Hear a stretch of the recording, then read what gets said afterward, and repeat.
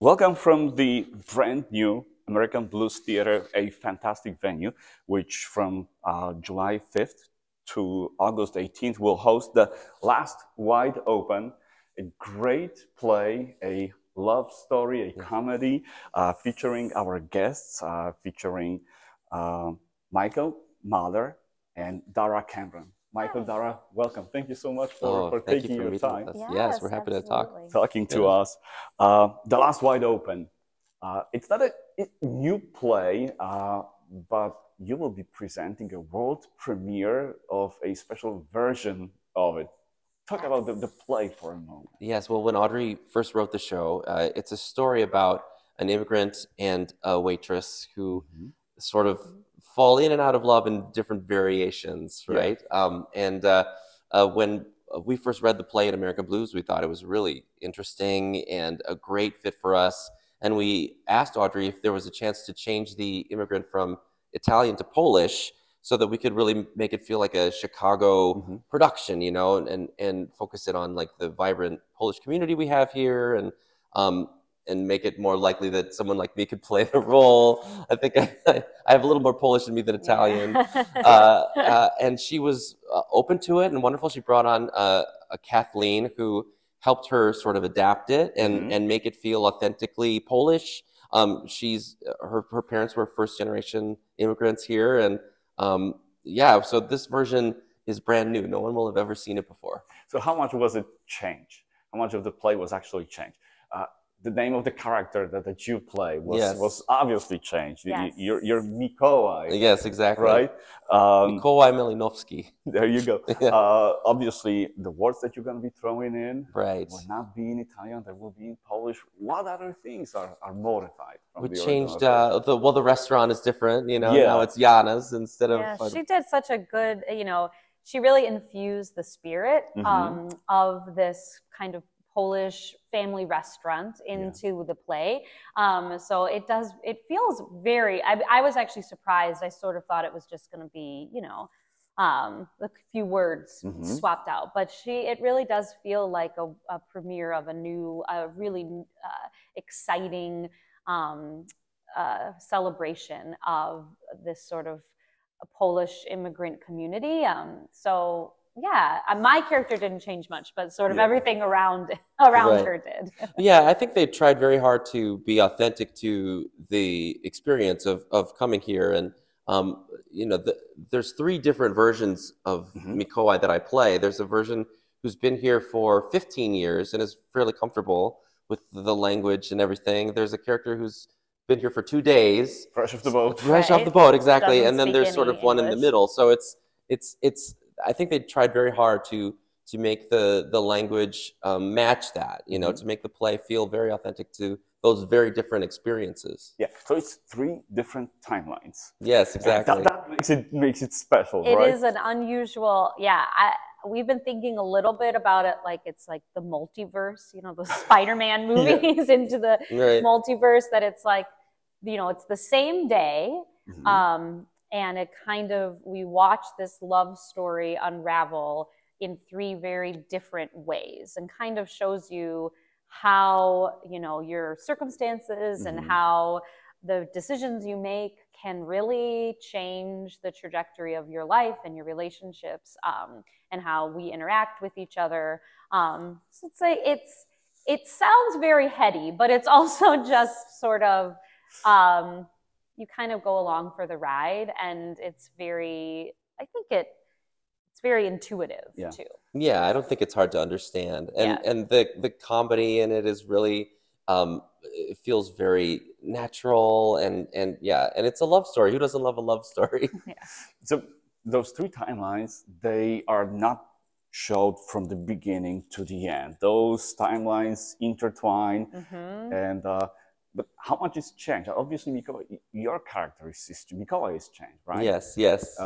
Do anything else change? Do your character change as well? Yeah, you know, there's this other, there's sort of other character, Todd, that my character is involved with romantically, or was involved with, and it's sort of, he's we never see him, but the way I interact with him or have interacted with him in our situation changes in each of the three movements. I think the thing that sort of stays the same in the three movements is that my character is very pragmatic about life and love, and that the way things are done and the way life has to be. And Mikołaj is sort of a hopeless romantic. And that kind of, I think, that's kind of why we butt heads too, that, you know, he's constantly trying to tell me that love will win and to have hope. And I'm constantly saying like, okay, let's be realistic here about, you know, what our lives are like. And so I think that is, that sort of is a theme that runs through all three movements. Yeah, it's always sort of opposites attracting, kind of. Yeah. And the universe, right? Trying to put the force and kind of regulate the great force that is love. Yes, right. Yes, trying exactly. to find its way. So we know a little bit about Mikołaj. Mikołaj is this romantic, and Mike, I want you to describe Lina. Who Lina? Oh, I think Lina is she's very practical. She's got a sense of humor about the world. I mean, she's very funny. She's kind of a flibbertigibbet. Like her mind seems to like jump from idea to idea. She's someone who feels very deeply. You know, she cares about people. There's a running theme about like somebody in her building passes away the day of the restaurant meeting, and that's why she's sort of in a bad mood. And I think that she deep down also believes in love, but like she's been so hurt in the past that she's trying to sort of protect herself and shelter herself from ever getting hurt again. And that's sort of the barrier that we're trying to overcome in the show. Very nice. There's also a lot of music. Yeah. It's a musical comedy, right? Yeah. And Michael, you're the musical director Right. of it. Will you be singing in Polish, or is just going to be... Oh, do I sing it all in Polish? I don't think so. I don't think Just with an accent. Yeah. But no Polish words get sung. But no, it's a play with songs, and it was really fun to sort of to get to learn these songs together and sing together. It's always a pleasure when I get to sing with Dara. Yeah. Yeah, they're very pretty, sweet, very organic songs. Mike plays guitar and ukulele. I even flunked out a few notes on the piano, and it feels very intimate and Normally when you walk into a theater for a show, for a play that you've never seen, you expect a stage, you expect the audience, right, rows of chairs, people expecting that, who are for a huge surprise, yes, right? they are. Let's talk about the set. Yeah, they are set designer Grant. I mean, it has been transformed in there. It's a black box studio that this is the first show I think we're doing in there. Yeah. So we didn't know what to expect. And when we walked in the first day of rehearsal, they had already built, you know, it's Jana's. You walk in, you're in a Polish restaurant. It's so cool. They've really, you know, you sit at a table with a tablecloth and a menu and a little votive candle. And we are in your space. I mean, you are in our space. We are in this restaurant together. So yes, I mean, we are going to be this close to the actor, to the audience. We interact with the audience. There's even going to be the smell of Bigos cooking. There's little snacks. I mean, it's really going to be transformed. And I think it's important because I think the setting is a part of the story. You know, Jana's restaurant is, I think, one of the characters. Well, the fourth character in the story. We also have a stagehand. Yes, I think people will have a really nice time. And it's a nice, you know, it's only an hour and a half, if that. Hopefully we're going to even trim it a little bit from where we're running right now. So it says 80 minutes. Yeah, I was going to say, I think we're going to get to 80 minutes once I know all my lines. But it is going to be, I think, really fun. I love immersive theater. I think that it's a really fun way to tell a story, to feel like you're really a part of the action. And also, if you are the kind of people who don't want to be a part of the action, you can also choose your seat to sit further back in the restaurant, so we're not quite in your face. Yeah, it won't be like Cats where we're climbing all over you. It's gentle immersion. You can hide if you want to. The restaurant is legit. I checked the menu. There's golonka in it. There's obviously there is so many Polish specialties. Good. Our props designer, she is amazing. Yeah. She did a lot of research. The wall paneling is amazing. Yes. You walk into I know where I am. They did a lot. I think they took pictures and visited a lot of Polish restaurants around the city and did a lot of research.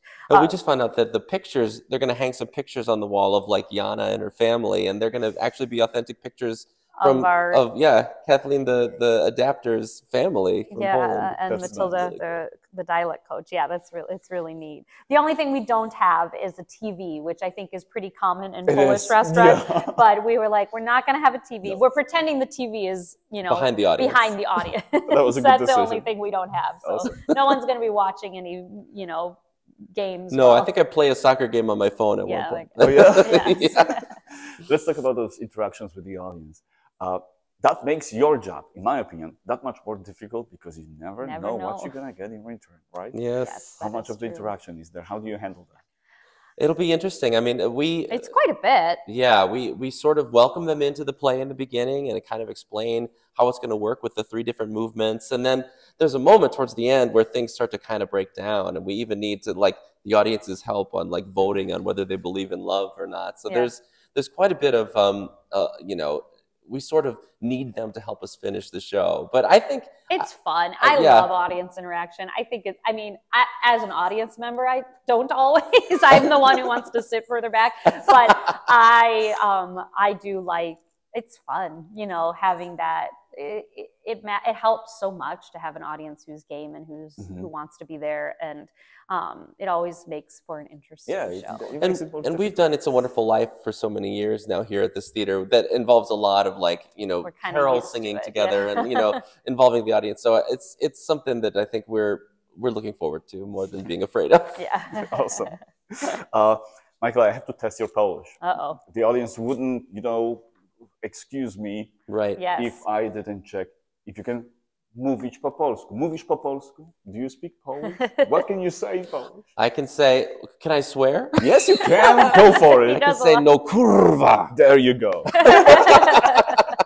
That was good. I have to speak a little Polish. My character says she's been learning Polish, but I have the much easier job because I'm not supposed to be good at it. So I can. Yeah. I'm only trying. I'm not mastering the Polish language like Mike has to. So let's talk about 2 most important Polish persons in this production. Katarzyna Müller, who actually helped adapt this play for this version. There's a lot of her, I think, in this play. Yes. And her sister, Matilda Szydagis, she, as I understand, worked with you on your Polish, right? Yes, we've been coaching every week. She's been wonderful. I don't know if you know the show, The Marvelous Mrs. Maisel, but she plays the Polish housekeeper on that show. Yeah. Zelda. Zelda, but we've been meeting over Zoom and going through the script, and she taught me how to say all the Polish words and then working on the different versions of the accent that happen and all the different movements. Yes, she's been really, really wonderful. So you're in good hands. I feel like I'm in good hands, yeah. I'll try to do her proud. So the play will have, 3 different beginnings or 3 variations of the same beginning and 3 endings. I wonder if what's the ratio between happy endings and you'll have to don't spoil anything. Complicated. Yes, it's I think people will leave happy.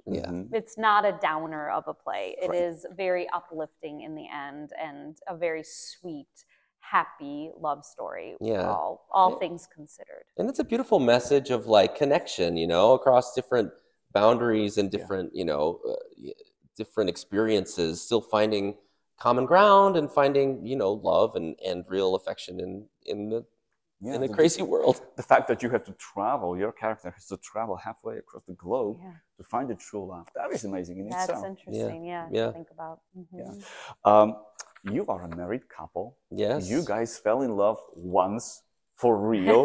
Now you will be doing that for what, over a month on stage. Right. It doesn't make it easier or more difficult to play? Because there's some stuff you have to leave at home. Yes, right? That is true. Yeah, it is interesting. We have played opposite each other before. So it's not the first time. It's not the first time we have. Mm-hmm. It's been a while, I guess. Mm-hmm. And maybe the first time since we've had our son. Yeah. We have a 6-year-old. And mm-hmm. so, and we've been married now for 15 years. So I think the times we played opposite each other, we were maybe younger and I don't know, closer to that beginning of the love. And now we're less exhausted. Yeah, now we're in that middle-aged love, you know. It is. I love getting to work with Mike. We, you know, enjoy getting to be together at work. It's such a privilege. Not mm-hmm. everybody gets to, you know, spend time with their partner, you know, at work in a professional capacity. It's fun for me to get to see him do this role. I think he's really good in it. I love to get to fall in love with him, you know, every night again. It's been helpful learning lines to have our scene partner in the car on our driving up and back. We're constantly running lines. And, but yeah, it is a little challenging too. Like you kind of do have to, we can't talk about, you know, the grocery order or who's going to do pickup at camp for our son. Kind of leave that all behind. Yeah, but I would agree. I think it's a real privilege to get to work. I mean, with one of my favorite actors anyway. So there's just the bonus of like also we get to go home together at the end of the night. Yeah. Awesome. Perfect. Let's talk about you for a moment. Talk about your careers. How did your experience with acting started, yes, and where you are right now professionally? Yeah, I mean, we both went to Northwestern University for mm-hmm. theater, and then started our careers in Chicago. We have been American Blues Company members now for a decade more. Yeah, 12 years. Maybe, wow. 11 years. Yeah. You know, we came to this theater doing It's a Wonderful Life, the holiday show, and have been able to sort of do a bunch of shows with them. We got to do Little Shop of Horrors together here. Did, yes. A few years, quite a few years back now, and yeah, it's been a great city to work in. I love the community here. Yeah. It feels like a family. The Chicago theater scene really does feel connected and like a family and supportive of each other, rather than like everybody trying to claw over each other to mm-hmm. get the job. Yeah, you can really be a working actor in Chicago. You know, there's enough work here, but also you can, you know, we live in Oak Park, we have a house, you know, we're able to sort of have a life doing what we love. So we feel really lucky to do that. And yeah, the Chicago theater community is great. American Blues is our artistic home. We love coming home to do shows here. And in our beautiful new space, mm-hmm. we're so happy to get to do that. But yeah, we sort of think of ourselves, I think, as Chicago actors. Mike is also a composer, a musical theater writer. So he's been back and forth a lot between here and New York. So he's sort of... yeah, and Dara's done some work as an actor in New York too, with Old Jews Telling Jokes and things like that. But I think Chicago will always be our home. Yeah, awesome. Let's talk about the American Blues Theater. This place is amazing, really.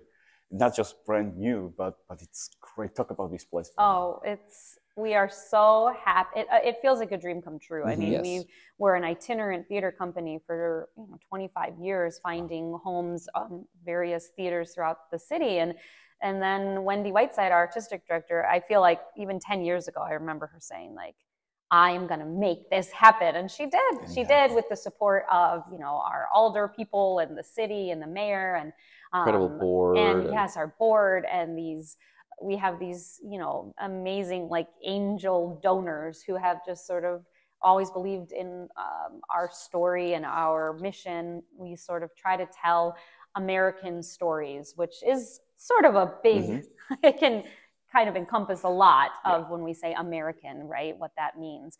But the theater was a lot of hard work and dreaming big, and now it's here. We did It's a Wonderful Life this winter for the first time here, and people would walked into the theater and it still had, I mean, I think they finished painting the week before we moved in. Yeah, it still had that new theater smell. I mean, it was so, it's, you know, there's cup holders, the seats are comfortable, you know, we have 2 theaters, 2 spaces within the theater to do work. It's really cool. And the community here has been so supportive. I mean, the people nearby who haven't had a theater Yeah, here they have been just coming to walked see in shows to and see say, the "Oh, show." we're so happy you're here. Yeah. You know, welcome to the neighborhood." Yeah, there's It's just really- enough parking next to it. It's super convenient. It is super convenient. And not so much, I mean, it takes us a little while to get here from Oak Park, but even that, you know, it's not, it's a nice sort of central place in the city to gather. Yeah.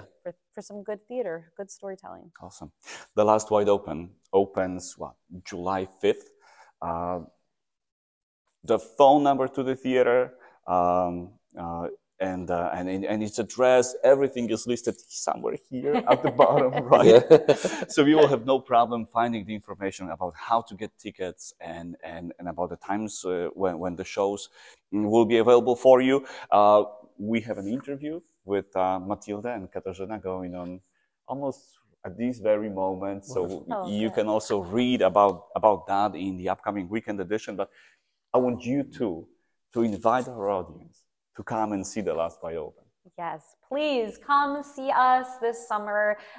We want to sit at Jana's restaurant with you and serve you kielbasa and talk about pierogi and share this story with you. Yes, you'll have a wonderful time. We're very proud of the show, and we know you'll love it. So please come check it out. Come check it out. Michael Mahler and Dara Cameron, Mikołaj and Lisa were our guests. Thank you so much. Thank you. I can't wait to see the show. I'll be you. here for sure. Wonderful. Thank you.